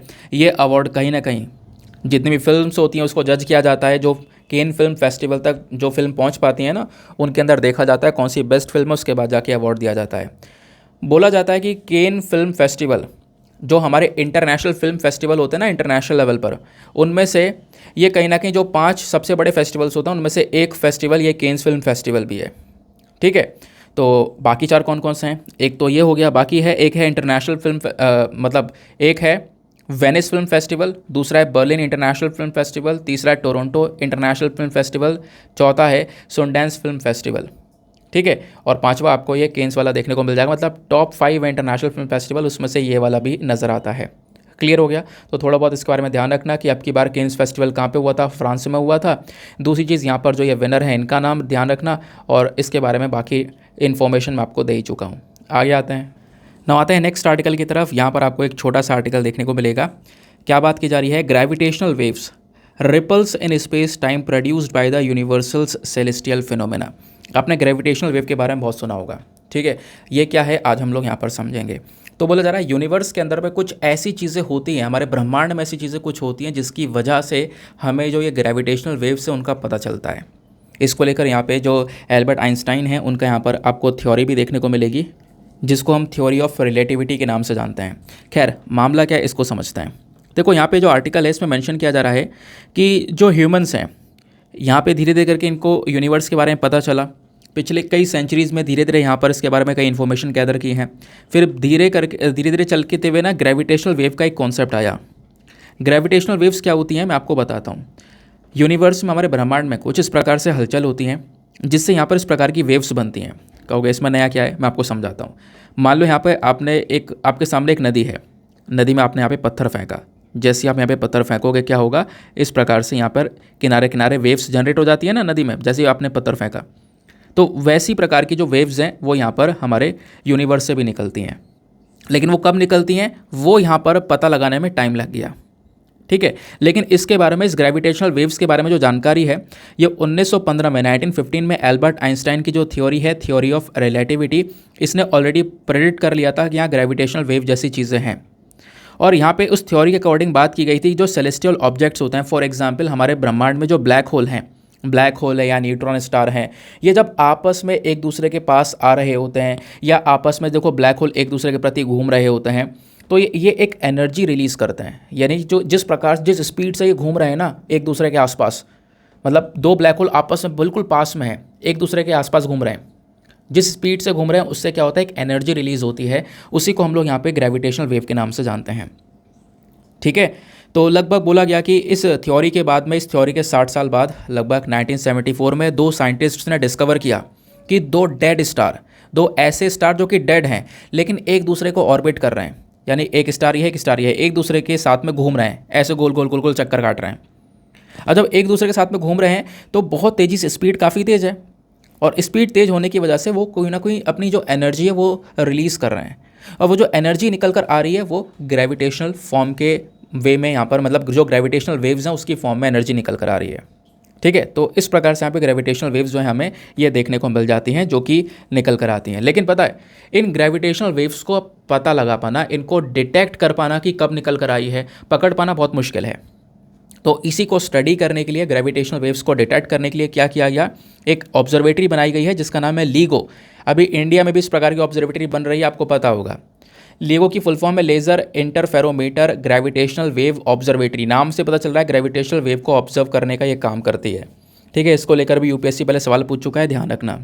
तो अभी यहाँ पर इंडिया में भी इस प्रकार की जो ऑब्जर्वेटरी वो बनाई जा रही है। एक तीसरी, मतलब इस दुनिया की जो तीसरी लीगो वाली ऑब्जर्वेटरी है वो भारत में बनेगी 2030 तक, ऐसा यहाँ पर मेंशन किया जा रहा है। ठीक है, तो लीगो के बारे में आपको इन्फॉर्मेशन दे देता हूँ, ये आप लोग देख पाओगे। सेंट्रल गवर्नमेंट ने इसके बारे में ऑलरेडी इन्फॉर्मेशन दे दी है। एक लीगो वाली ऑब्जर्वेटरी इंडिया में बनेगी। फुल फॉर्म क्या है, laser interferometer gravitational wave observatory. इस प्रकार की ऑलरेडी 2 ऑब्जर्वेटरीज़ हैं। कहाँ कहाँ पर हैं? दोनों अमेरिका में हैं। एक यूएस के हैनफोर्ड वाशिंगटन में है, दूसरा यूएस के लुइसियाना लिविंगस्टन में है। ठीक है, यहाँ दोनों ही जगह पर ये ऑब्जर्वेटरीज़ बनी गई हैं। ठीक है। और इन ऑब्जर्वेटरीज़ का मेन काम क्या है कि जब जब ग्रेविटेशनल वेव्स आसपास से इन ऑब्जर्वेटरीज़ के आसपास से गुजरती हैं, ये तुरंत डिटेक्ट कर लेती हैं, पकड़ लेती हैं।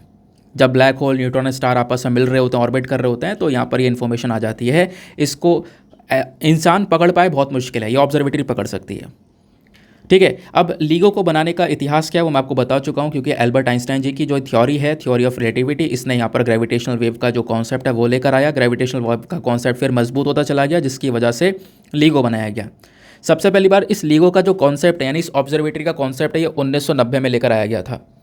तो यूएस बेस्ड यहाँ पे नेशनल साइंस फाउंडेशन है, इन्होंने यहाँ पर इस प्रकार की 2 डिटेक्टर्स को बनाया, और दोनों डिटेक्टर्स यहाँ पे कह सकते हो अमेरिका में ऑलरेडी मैं आपको बता चुका हूँ। ठीक है।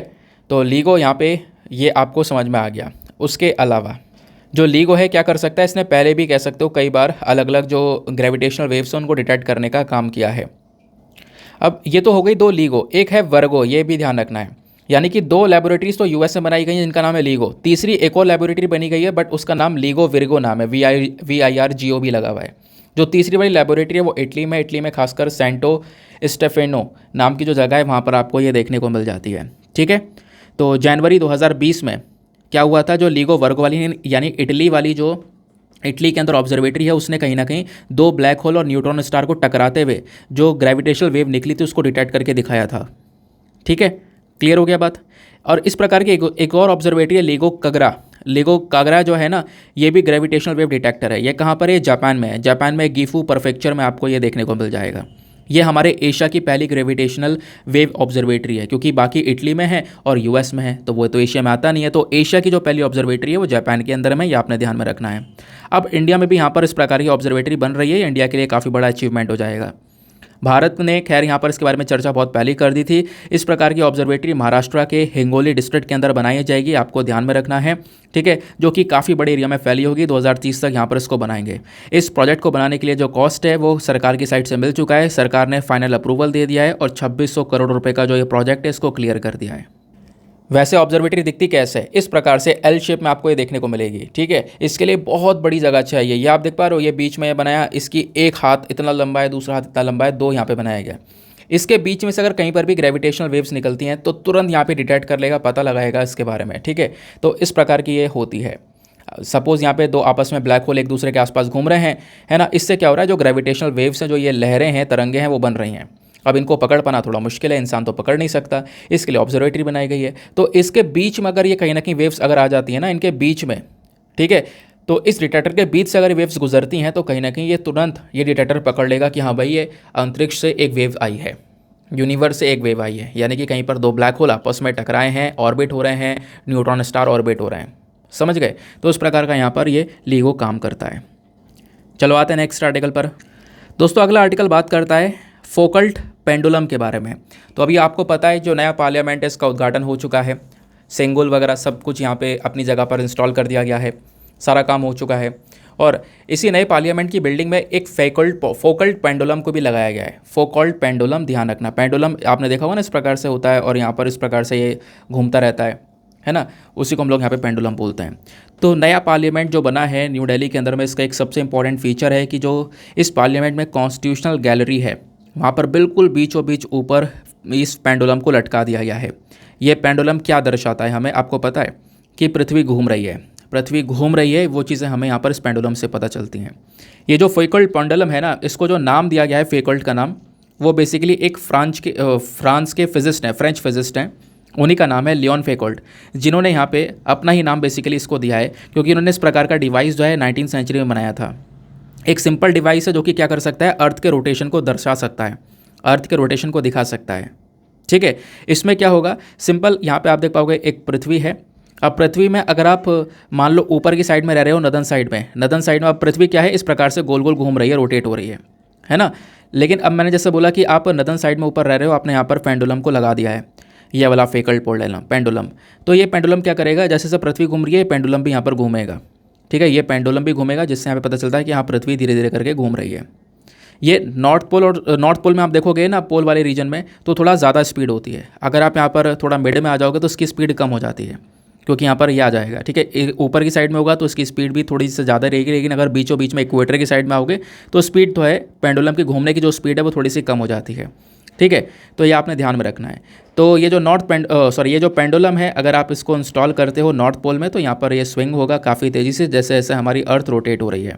लेकिन आप इक्वेटर पर लेकर आओगे तो ज़्यादा आप नोटिस कर नहीं पाओगे, क्योंकि इसकी जो स्पीड है वो कम हो जाएगी, लेकिन घूमेगा। क्या दर्शाता है ये दर्शाता है यहाँ पर कि पृथ्वी घूम रही है। तो आपसे क्वेश्चन बन सकता है फेकल्ड पेंडुलम रिसेंटली न्यूज़ में है, ये क्या है या फिर ये क्या चीज़ डिनोट करता है।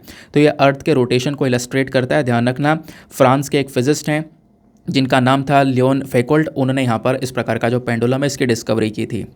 आगे आते हैं ना दोस्तों, चलते हैं हम लोग अपने एडिटोरियल डिस्कशन में। आज एडिटोरियल डिस्कशन में केवल और केवल इकलौता एडिटोरियल इंपॉर्टेंट है जो एग्जामिनेशन में आपको हेल्प कर सकता है, वो है ये वाला, menstrual health is a public health issue. तो काफ़ी कुछ चीज़ें हैं इसमें हम डिस्कस करेंगे, और मैं आपको बता दूं कि जो मेंस क्वेश्चन है, मेंस में आज का जो मेंस का क्वेश्चन आपको मिलेगा वो भी यहाँ पर इसी आर्टिकल के ऊपर बेस्ड मिलने वाला है।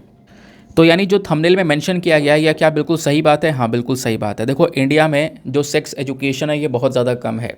इस सेक्स एजुकेशन को फैलाने की बहुत ज़्यादा ज़रूरत है। रिसेंटली यहाँ पर यह हुआ, पीरियड स्ट्रेन को सेक्स समझकर एक भाई ने ना अपनी बहन की जान ले ली थी। अब ये न्यूज़ है, मैं आप न्यूज़ आर्टिकल नहीं लेकर आया हूँ, बट आप ये टॉपिक सर्च करोगे और न्यूज़ सेक्शन का जो पूरा पोर्शन है वो ओपन करोगे तो आपको बहुत सारे हज़ारों आर्टिकल मिलेंगे। इसकी चर्चा पिछले कुछ समय पर बहुत तेज़ी से हुई है। तो इसी कॉन्सेप्ट को यूज़ करते हुए राइटर ने यहाँ पर इस पूरे एडिटोरियल को लिखा है। राइटर भी यहाँ पर ये बोलती हैं कि देखो, हाल ही में एक इंसिडेंट नज़र आया है जहाँ पर एक आदमी महाराष्ट्र के एक शहर से बिलोंग करता है। उसने अपनी 12 साल की जो एक बहन है उसको यहाँ पे मार दिया। मारने के पीछे का रीज़न था क्योंकि उसने मिसअंडरस्टैंड कर लिया। यानी जो पीरियड स्टेन्स थे उसके कपड़ों के ऊपर में, उसने वो समझा कि वो कहीं ना कहीं सेक्सुअल रिलेशनशिप का एक साइन है, वो पीरियड स्टेन नहीं है, क्योंकि उसको पता नहीं था उस चीज़ के बारे में। और उसने क्या कर दिया, इस प्रकार से यहाँ पे उसको मार दिया। तो आप इमेजिन करो कि कितनी ज़्यादा बड़ी ज़रूरत है सेक्स एजुकेशन की इंडिया के अंदर में। तो एक कारण तो ये था जिसलिए आर्टिकल लिखा। दूसरा कारण ये है, कल 28 मई थी, ठीक है, तो क्या हुआ, कल यूपीएससी का प्रीलिम्स था, ठीक है। उसके अलावा यहाँ पर 28 मई को मेंस्ट्रुअल हाइजीन डे भी होता है। ये ध्यान रखना, अब की बार इस प्रकार से डे को लेकर क्वेश्चन पूछा गया था। कॉन्स्टिट्यूशनल डे को लेकर सवाल बना है 26 नवंबर को लेकर। उसके बाद हैंडलूम डे को लेकर, अगस्त में हैंडलूम डे होता है, अब की बार सवाल पूछा गया है। मतलब एक्सपेक्टेशन नहीं था बिल्कुल कि ऐसे डे से क्वेश्चन आएगा, लेकिन हैंडलूम डे से क्वेश्चन बन गया, कॉन्स्टिट्यूशनल डे से क्वेश्चन बन गया। ध्यान रखना, 28 मई को कौन सा मेंस्ट्रुअल हाइजीन डे यहाँ पर मार्क किया जाता है। इसको मार्क करते हुए यहाँ पर क्या हुआ है, ये जो पूरा एडिटोरियल है वो लिखा है, राइटर हैं अरुणा भट्टाचार्य और साथ ही साथ में अरुंधति मुरलीधरन। चलो समझते हैं क्या है इनका कहना। देखो, राइटर बोलते हैं कि जब हम लोग बात करते हैं अर्बन इंडिया की, देखो गांव में सरकार अलग अलग पॉलिसीज़ चला रही है, बहुत सारे इनिशिएटिव उठा रही है, एनजीओज़ हैं, सब कुछ काम कर रहे हैं। लेकिन शहर वाले हिस्सों में जो लोकल एरियाज़ हैं वहाँ पे इतना प्रॉपर फोकस नहीं किया जा रहा है। जो लो इनकम कह सकते हो फैमिलीज़ हैं, मिडिल इनकम फैमिलीज़ हैं, शहर में रह रहे हैं, उनके ऊपर इतना प्रॉपर फोकस नहीं दिया गया है। उनके पास में अभी भी सेक्स एजुकेशन की पूरे परिवार में नॉलेज नहीं है। तो आप ठीक है, आप रूरल इंडिया पे फोकस कर रहे हो, गांव में फोकस करो, लेकिन आपने अर्बन एरियाज़ में, लोकल एरियाज़ में भी स्पेशल फोकस करना होगा, जिससे आप उनको सेक्स एजुकेशन दे सको और इस प्रकार के जो इंसिडेंसेस है वो रोके जा सकें। तो शहर वाले अगर आप देखोगे, इंडिया में जो शहर हैं वहाँ पे गर्ल्स हो गई, वेमेन हो गई, है ना, ये कहीं ना कहीं आप देखोगे बहुत सारे काम कर रही हैं। बहुत सारी वेमेन हैं जो कि घंटों भर पब्लिक ट्रांसपोर्ट में ट्रैवल कर रही हैं, स्लम एरियाज़ में यहाँ पर रह रही हैं। उसके बाद में बहुत सारे सैनिटेशन वर्कर्स हैं जो कि साफ़ सफाई करते हैं, है ना, जगह जगह पर शहर में साफ़ सफाई करने वाले भी आपको सैनिटेशन वर्कर देखने को मिलेंगे। कई सारी महिलाएं हैं, सब्जियां बेच रही हैं अलग अलग स्टॉल पे। कई सारी नर्स हैं जो कि 12-12 घंटे शिफ्ट की काम कर रही हैं, है ना, हॉस्पिटल्स के अंदर में। तो सभी की लाइफ, सभी महिलाओं की लाइफ अलग अलग डिफरेंट तरीके से चल रही है उनके वर्क के हिसाब से। लेकिन प्रॉब्लम पता है क्या है? प्रॉब्लम यहाँ पर यह है कि उनके पीरियड्स, यानी कि मेंस्ट्रुअल हाइजीन की जब बात आ रही है, सभी महिलाओं को यहाँ पे अलग अलग जगह पर काम करना पड़ा है उनके वर्क के हिसाब से। लेकिन क्या उस पर्टिकुलर पब्लिक प्लेस में उनके लिए कोई प्रॉपर हाइजीनिक टॉयलेट्स अवेलेबल हैं? ऐसा बहुत कम है, ठीक है। क्या प्राइवेट स्पेस अवेलेबल है? नहीं है। तो कहीं ना कहीं ये जो चीज़ें हैं वो इनके इन मेंस्ट्रुअल जो साइकिल चलती है इस समय में कहीं ना कहीं थोड़ा बहुत प्रॉब्लमेटिक देखने को मिलेगा। राइटर बोलती हैं देखो, पीरियड्स बिल्कुल नॉर्मल हैं, ठीक है, लेकिन फिर भी यहाँ पे आप देखोगे एक शेम की तरह देखा जाता है इसको। उसके बाद में डिस्क्रिमिनेशन के तौर पर देखा जाता है। आज के समय में लोगों को यहाँ पे बहुत सारी कह सकते हो कि जो इन्फॉर्मेशन है इस चीज़ के बारे में, मेंस्ट्रुअल साइकिल के बारे में, पीरियड साइकिल के बारे में, वो इन लोगों को पता ही नहीं है। बहुत सारे लोग ऐसे हैं जिनके पास में एक्यूरेट इन्फॉर्मेशन है ही नहीं, या इससे रिलेटेड यानी कि पीरियड से रिलेटेड ये रिलेटेड प्रोडक्ट्स होते हैं, इस चीज़ के बारे में नहीं पता है, बहुत सारे लोगों को नहीं पता है। तो कहीं ना कहीं यहाँ पर आज के समय में ये थोड़ा सा शेम वाली बात है सभी लोगों के लिए। काफ़ी लोग समझते हैं, मतलब इसको अनसेफ प्रैक्टिस मानते हैं। बहुत सारे लोग ऐसे होते हैं जो कि यहाँ पे कहीं ना कहीं डिस्क्रिमिनेशन करने लगते हैं, भेदभाव करने लगते हैं इस चीज़ को देखते हुए। बट प्रॉब्लम यहाँ पर काफ़ी बढ़ चुकी है आज के समय में। ज़रूरत है सेक्स एजुकेशन यहाँ पे प्रोवाइड करवाना। दूसरी चीज़ आपको देखने को मिलेगा कि आज का समय ऐसा है कि अगर कोई सैनिटेशन वर्कर है, मान लो कोई साफ़ सफाई करने वाली महिला है, उनको यहाँ पर इतना अपने बॉडी के बारे में, पीरियड्स के बारे में नहीं पता है, इतनी कोई इन्फॉर्मेशन नहीं है, ना फैमिली वालों ने यहाँ पर जानकारी दी। तो क्या हुआ, वो यहाँ पर वो जो पर्सन है, वो जो फीमेल है, वो एक वेस्ट क्लॉथ का यहाँ पर यूज़ कर रही है अपने पीरियड्स के समय में। साथ ही साथ में यहाँ पर क्या हो रहा है कि अक्सर क्या होता है, वो जो वेस्ट क्लॉथ है ना, उसको एक बार यूज़ करके फेंक दिया जाता है। ठीक है, उसको आप वॉश नहीं कर सकते, आप उसको वापस से रीयूज़ नहीं कर सकते, क्योंकि यहाँ पर हाइजीन की एक सबसे बड़ी प्रॉब्लम है इस पर्टिकुलर सिनेरियो में। जो टीनेजर हैं, ठीक है, वो टीनेजर कहीं ना कहीं जो सैनिटरी पैड्स है उसका यूज़ कर रहे हैं, लेकिन जो टॉयलेट्स हैं हमारे कई सारे एरियाज़ में वो अवेलेबल नहीं है। महाराष्ट्र के कई सारे स्लम सिटी में आप जाओगे, है ना, स्लम सिटी में क्या है ना कि कम्युनिटी वाला टॉयलेट यूज़ करना पड़ रहा है। कौन सा टॉयलेट? कम्युनिटी वाला, जो कि सभी लोग यहाँ पर यूज़ कर रहे हैं। बट महिला यहाँ पर इस प्रकार से इस साइकिल से गुजर रही है, अब उसको यहाँ पर कम्युनिटी वाले टॉयलेट में नंबर लगाना पड़ रहा है। नंबर लगाने के बाद में यहाँ पे कह सकते हो कि वेट करना पड़ रहा है। वेट करने के बाद में भी वो टॉयलेट इतना गंदा निकल रहा है, और कहीं ना कहीं फिर रात में 11 बजे तक वो कम्युनिटी टॉयलेट्स अक्सर यहाँ पर बंद हो जाते हैं, अक्सर यहाँ पर गंदे रहते हैं। समर के समय पे यहाँ पर महिलाओं को और परेशानी होती है, वाटर सप्लाई यहाँ पर काफ़ी लिमिटेड होती है ना, पानी की जो सप्लाई है काफ़ी उसकी कमी देखने को मिलेगी। इसकी वजह से जो वर्किंग वेमेन जो कहीं पर काम करने जा रही हैं वो एक्स्ट्रा पैड्स का यहाँ पर यूज़ कर रही हैं, क्यों उनके पास में यहाँ पर बिल्कुल भी समय नहीं है एक सेपरेट टॉयलेट का यहाँ पर यूज़ करने के लिए, क्योंकि वो फैसिलिटीज़ यहाँ पे महिला को मिल नहीं पा रही हैं सभी जगह पर। तो वो फैसिलिटीज़ यहाँ पर देना थोड़ा सा ज़्यादा ज़रूरी है। मेंस्ट्रुअल जो हाइजीन है ना, इसमें कई सारी कमियाँ हैं। जैसे इंडिया भले ही सामने निकल कर आया हो, इंडिया ने यहाँ पर मेंस्ट्रुअल हाइजीन को लेकर, मतलब सरकार है, हमारी NGO है, प्राइवेट सेक्टर है, बहुत बड़ा इंपॉर्टेंट रोल प्ले कर रहे हैं, और ये और बड़ा इंपॉर्टेंट रोल प्ले कर सकते हैं। लोगों में मेरे जागरूकता फैला सकते हैं, अवेयरनेस फैला सकते हैं कि मेंस्ट्रुएशन, पीरियड साइकिल या मेंस्ट्रुएशन से रिलेटेड जो प्रोडक्ट्स हैं वो होते क्या हैं। ठीक है, ये जो फोकस देना है ये बहुत ज़्यादा ज़रूरी है। अभी इंडिया के गांव वाले एरियाज़ में प्रॉपर फोकस कर रहे हैं, लेकिन भारत में खासकर जो अर्बन पॉपुलेशन है, जो खासकर स्लम एरियाज़ में रह रहे हैं, लोकल एरियाज़ में रह रहे हैं, उनके पास में अभी भी ये जो प्रॉपर इन्फॉर्मेशन है वो यहाँ पर अवेलेबल नहीं है। तो सरकार जिस प्रकार से रूरल इंडिया में काम कर रही है, उसको अर्बन इंडिया में भी कोने कोने में भी यहाँ पर ये काम करना होगा, क्योंकि राइटर बोलती हैं कि देखो अभी भी जो अंडरस्टैंडिंग है पीरियड्स को लेकर वो काफ़ी ज़्यादा लिमिटेड है, स्पेशली लो इनकम ग्रुप्स के अंदर में। जैसा मैं ऑलरेडी बता चुका हूँ, इस बात को ये दूसरी बार मेंशन कर रही हैं, क्योंकि देखो पीरियड जो प्रोडक्ट्स मिलते हैं, चाहे हम सैनिटरी पैड्स की बात करें, चाहे किसी चीज़ की बात करें, तो वो अवेलेबल हैं ऑलरेडी, किराना शॉप में अवेलेबल है, केमिस्ट की शॉप में, ऑनलाइन चैनल्स पर अवेलेबल है। लेकिन क्या होता है कि जब किराना शॉप पे लेकर आना होता है वहाँ से, तो उस सैनिटरी पैड को रैप कर दिया जाता है पेपर में या फिर प्लास्टिक बैग में। क्यों? क्योंकि इसको शेम से कहीं ना कहीं लिंक किया जा रहा है, शर्म से लिंक किया जा रहा है। लोगों के पास में जानकारी नहीं है, तभी तो यहाँ पर शर्म कर रहे हैं। सेक्स एजुकेशन की नॉलेज नहीं है, तभी तो यहाँ पर इस प्रकार से सोसाइटी में इन चीज़ों को देखा जा रहा है। जो सैनिटरी पैड्स हैं उसको यहाँ पर पैक करके दिया जा रहा है। उसके बाद बहुत सारे यहाँ पर शहरों के अंदर घर आपको देखने को मिलेंगे।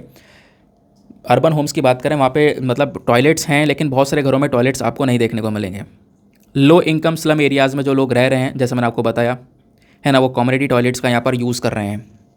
कुछ एजुकेशन इंस्टीट्यूशन अभी भी इंडिया में ऐसे हैं, एजुकेशन संस्थाएं ऐसी हैं, वर्क प्लेस ऐसी हैं जहाँ पर प्रॉपर टॉयलेट्स नहीं हैं, उनके पास में प्रॉपर टॉयलेट्स नहीं हैं वहाँ, या फिर टॉयलेट वहाँ पर जाना एकदम एक्सेसिबल नहीं है, या फिर टॉयलेट्स सेफ़ और क्लीन नहीं है, या फिर महिला के लिए यहाँ पर यूजेबल नहीं है। तो ये प्रॉब्लम्स हैं सोसाइटी के अंदर में। दूसरी प्रॉब्लम जैसे पुअर अवेयरनेस, वापस से वही बात है, जागरूकता लोगों में नहीं है, शेम से रिलेट किया जाता है इसको। जो ये प्रोडक्ट्स हैं इसके बारे में पर किसी को जानकारी नहीं है। लैक ऑफ पर्सनल हाइजीन जैसी प्रॉब्लम है, पुअर टॉयलेट की फैसिलिटीज़ नहीं है, वाटर की फैसिलिटीज़ नहीं है ना। जो पैड्स होते हैं इसको डिस्पोज करने में काफ़ी डिफ़िकल्टीज़ आती हैं। तो इसी में एक सबसे बड़ी प्रॉब्लम यहाँ पर यह भी है कि जो मेंस्ट्रुअल वेस्ट प्रॉब्लम है ना, जो प्रोडक्ट यूज़ कर लिया गया है, अब जो वेस्टेज प्रोडक्ट है उसको किस प्रकार से ट्रीट करना है, किस प्रकार से डिस्पोज करना है, ये भी अपने आप में एक प्रॉब्लम है।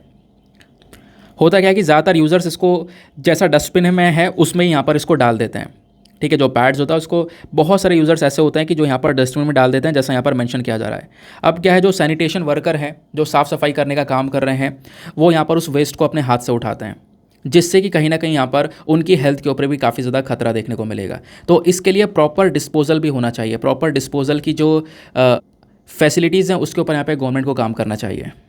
कुछ चीज़ें हैं जो कि करी जा सकती हैं, बिल्कुल यहाँ पर ये स्टेप्स उठाए जा सकते हैं, बट प्रॉब्लम यह है कि हमने ये चीज़ें सोची हैं बस खाली, लेकिन कभी इम्प्लीमेंट नहीं की हैं। एक बार इम्प्लीमेंट करना होगा, नहीं तो फिर वही सिचुएशन है कि भले ही भारत सरकार के पास में कई स्कीम्स हैं, एनजीओज़ हैं, लेकिन फिर भी ये मेंस्ट्रुअल हाइजीन वाली जो प्रॉब्लम है वो अभी भी बनी हुई है।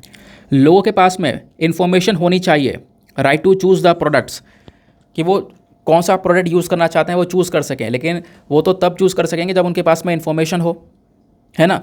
इसलिए यहाँ पर जो सिटीज़न मूवमेंट्स है, जैसे कि ग्रीन द रेड सपोर्ट जो है, ग्रीन द रेड करके यहाँ पर जो मूवमेंट है ये हमारी अर्बन पॉपुलेशन को सपोर्ट करता है। ठीक है, ये जो मूवमेंट है ये हमारे शहर वाली पॉपुलेशन को सपोर्ट करता है। किस चीज़ के लिए? मेंस्ट्रुअल कप का यूज़ किया जाए, क्लॉथ पैड का यूज़ किया जाए, जिससे यहाँ पर कहीं ना कहीं ये जो प्रोडक्ट है ये रीयूजेबल प्रोडक्ट्स बन जाते हैं। उन लोगों को यहाँ पर सपोर्ट करने की ज़रूरत है, क्योंकि जानकारी नहीं होगी तो ऑब्वियस सी बात है वो अपनी सेफ्टी के लिए, अपनी हाइजीन के लिए प्रॉपर काम नहीं कर पाएंगे। और इसके लिए हमें टॉयलेट्स बनाने होंगे, फीमेल फ्रेंडली टॉयलेट्स बनाने होंगे, और ये कॉन्सेप्ट धीरे धीरे उठ रहा है इंडिया में, इसको पूरे इंडिया में लाना पड़ेगा। फीमेल फ्रेंडली जो कम्युनिटी और पब्लिक टॉयलेट्स हैं ये धीरे धीरे करके क्या कर रहे हैं, पॉपुलैरिटी को गेन कर रहे हैं। जैसे शी टॉयलेट्स करके यहाँ पर एक कॉन्सेप्ट है, ये तेलंगाना में स्टार्ट किया गया है। तमिलनाडु में शी टॉयलेट्स करके तेलंगाना और तमिलनाडु में स्टार्ट किया गया है। पिंक टॉयलेट्स करके दिल्ली में यहाँ पर एक कॉन्सेप्ट स्टार्ट किया गया है। ये टॉयलेट्स वो हैं जो कि सेफ़ और प्रॉपर यहाँ पे क्लीन फैसिलिटीज़ जो है महिला को प्रोवाइड करवाने का काम करते हैं। और यहाँ पर वेस्ट डिस्पोजल मैनेजमेंट भी है, लेकिन अभी भी बहुत बड़ा चैलेंज है कि यहाँ पर जो ये वेस्ट होता है, प्रोडक्ट वेस्ट होता है, इसको यहाँ पे कैसे मैनेज किया जाएगा। बट ये जो फैसिलिटीज़ हैं यहाँ पर इन टॉयलेट्स के अंदर हम लोग प्रॉपर अच्छी तरीके से यहाँ पर यूज़ कर सकते हैं, ये फैसिलिटीज़ भी लगा सकते हैं, जिससे कि यहाँ पर जो ये वेस्ट है वो अलग हो जाए। जो खासकर ये मेंस्ट्रुअल से वेस्ट निकल कर आता है वो यहाँ पर अलग से उसको कलेक्ट किया जाए, अलग से उसको ट्रीट किया जाए, अलग से डिस्पोज किया जाए। नहीं तो फिर यहाँ पर जो हमारे साफ़ सफाई वाले वर्कर्स होते हैं उनको वो प्रॉब्लम्स झेलनी पड़ जाती हैं, उनके यहाँ पर हेल्थ के लिए कहीं ना कहीं खतरा बन जाता है। तो भले ही काम हुआ है, लेकिन अभी भी शहर वाले स्पेसेस में कुछ स्पेसेस ऐसे हैं जैसे स्लम वगैरह एरियाज़ है, झोपड़पट्टी वाले, झुग्गी झोपड़ी वाले एरियाज़ हैं, रेफ्यूजी कैंप्स जहाँ पर कई सारे शरणार्थी आकर रह रहे हैं, अनरजिस्टर्ड स्लम्स हैं, वहाँ पर प्रॉब्लम अभी भी है, तो उस पर थोड़ा ध्यान दो। और दूसरा, हमेशा राइटर ने फोकस किया है कि हमें कंटिन्यूस सपोर्ट करना होगा मेंस्ट्रुअल वेस्ट मैनेजमेंट के ऊपर में। जो ये वेस्ट है इसको सेफ़ तरीके से सही से यहाँ पर डिस्पोज किया जाए, ख़त्म किया जाए। और 28 मई को हम मेंस्ट्रुअल हाइजीन डे मार्क कर रहे हैं, और इसी के लिए हम सबको साथ में आना होगा। साथ में आने के बाद में यहाँ पर जो सेक्स एजुकेशन है इसको यहाँ पर पूरे इंडिया में फैलाना होगा। ठीक है, तो ये था पूरा का पूरा कंप्लीट आर्टिकल। चाहो तो यहाँ पर ये कुछ इन्फॉर्मेशन आप देख सकते हो। मेंस्ट्रुअल हेल्थ एक बेसिकली एक पब्लिक हेल्थ इशू है, जिसके बारे में मैंने आपको पहले भी कई सारे जो टॉपिक्स है वो पिछले साल पढ़ाए थे, आपको याद आ रहा होगा। ठीक है, उसके अलावा यहाँ पे मेंस का क्वेश्चन आज का देखते हैं। तो आज का क्वेश्चन बेसिकली इसी टॉपिक के ऊपर बेस्ड है, तो अच्छे से यहाँ पे इसको अटेम्प्ट करना। क्वेश्चन क्या बोलता है, menstrual hygiene continues to be amongst the most challenging developmental issue that women faces today. जो ये मेंस्ट्रुअल हाइजीन है ये अभी भी यहाँ पर एक सबसे बड़ा चुनौतीपूर्ण मुद्दा आपको देखने को मिलेगा, जो कि महिलाएं आज के समय पर फेस कर रही हैं, specially in the developing countries, यानी कि इंडिया जैसे देशों में, खासकर डेवलपिंग कंट्रीज़ में ये प्रॉब्लम्स ज़्यादा हैं। चलो डिस्कस करो इसके बारे में, क्या आपके विचार हैं। हिंदी में रीड कर देता हूँ। मासिक धर्म स्वच्छता, पता नहीं शायद इसको यही बोलते हो, सबसे चुनौतीपूर्ण विकासात्मक मुद्दों में से एक है जिसका सामना आज महिलाएं कर रही हैं, और ख़ासकर भारत जैसे जो विकासशील देश हैं उनके अंदर में ये सबसे बड़ा चुनौतीपूर्ण मुद्दा है। इसके ऊपर चर्चा करनी है, 250 शब्दों में आंसर लिखना है, और आंसर लिखने के बाद में कहाँ पे सबमिट करना है, टेलीग्राम पर जाना, वहाँ पे जाके सर्च बॉक्स में लिखना दीपक यादव एजुकेशन मेंस ग्रुप, आपको फुल फॉर्म लिखनी है। मेरा टेलीग्राम चैनल मिलेगा जहाँ पर 60,000 से ज़्यादा लोग ऑलरेडी जुड़ चुके हैं, अपने आंसर्स को लिखकर सबमिट कर रहे हैं। आप भी अपने आंसर्स को लिखकर सबमिट कर सकते हो, और आंसर को सबमिट करने के साथ साथ एक छोटा सा काम और करना है, एटलीस्ट सभी लोग को 2-2 आंसर्स रिव्यू करने हैं। जब आप सभी लोग 2-2 आंसर्स को रिव्यू करोगे तो बहुत सारे फ़ायदे होंगे आपको भी और सामने वाले को भी। आपको कुछ इंपॉर्टेंट पॉइंट्स मिलेंगे जो आप अपने नोट्स में इंक्लूड कर सकते हो। सामने वाले के आंसर में अगर कोई मिस्टेक होती है तो आप उनको बता सकते हो कि यहाँ पर इम्प्रूवमेंट की आवश्यकता है। तो इस प्रकार से वो ग्रुप काम कर रहा है, प्लीज़ जाकर एक बार गो थ्रू करिए। आते हैं और चलते हैं हम लोग प्रीलिम्स वाले क्वेश्चन की तरफ। अब ये आर्टिकल है, ये आर्टिकल ऑलरेडी डिस्कस किया जा चुका है कई बार। तो पार्लियामेंट का उद्घाटन हो चुका है। सेन गोल क्या है ना, सेन गोल बेसिकली एक सैप्टर की तरह यूज़ किया जाता है। जब एक किंग पावर ट्रांसफ़र करता था एक समय पर, खासकर चोल साम्राज्य में, तो वो यहाँ पर एक किंग की पावर जब दूसरे किंग के पास में ट्रांसफ़र की जाती थी तो उस छड़ी को दिया जाता था, उस सेप्टर को दिया जाता था। वही सेप्टर देश आज़ाद हुआ था तो बेसिकली लॉर्ड माउंटबेटन के थ्रू जवाहरलाल नेहरू जी को दिया गया था, और वो अभी तक सेप्टर म्यूज़ियम में रखा हुआ था। ठीक है, तो उस सेप्टर को अभी पार्लियामेंट में इंस्टॉल किया गया है। पार्लियामेंट में यहाँ पर उसको इंस्टॉल करते हुए आप देख पाओगे पीएम मोदी का ये पिक्चर है। ये पीछे आप देख पा रहे होंगे, यहाँ पर ये जो है सेप्टर जो मैंने ड्रॉ किया है ये इंस्टॉल कर दिया गया है। ये आपको दिख रहा होगा ऊपर यहाँ पे नंदी महाराज जी का जो फोटो है, जो एक तरीके से स्कल्पचर है, वो यहाँ पर बनाकर लगाया गया है। बाकी आगे आते हैं और फटाफट हम लोग अपने प्रीलिम्स वाले क्वेश्चन को देखते हैं। क्वेश्चन ये था, इनमें से कौन सी बॉडी है जो कि यूनाइटेड नेशन से रिलेटेड नहीं है? तो सही उत्तर है option number D, bank for international settlements. Bank for international settlement एक ऐसी बॉडी जिसका कोई लेना देना यूनाइटेड नेशन के साथ में आपको नहीं देखने को मिलेगा। ना दोस्तों, इसी के साथ में करते हैं लेक्चर को समाप्त और मिलते हैं आप लोगों से अगले वीडियो में। आज के लिए bye bye, have a nice day, thank you and जय हिंद।